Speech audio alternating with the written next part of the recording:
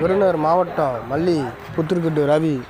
என்னுயிர் மக்களே, ஐயா சிவகாசி பெத்தலப்பட்டியை சேர்ந்தவர் நம்ம வைத்தியசாலைக்கு வந்தாங்க. இடுப்பு தொடையெலும்பு உடைஞ்சி விட்டது. அவங்க வீட்டிலே பெத்தலப்பட்டியிலே போய் கட்டி விட்டாச்சு. நம்மக்கிட்ட எப்படியாப்பட்ட ஒடிவாக இருந்தாலும் எடுத்து வச்சு சரி பண்ணிடலாம். முடியாதவங்களுக்கு வீட்டிலே வந்து கட்டப்படும். நன்றி, வணக்கம்.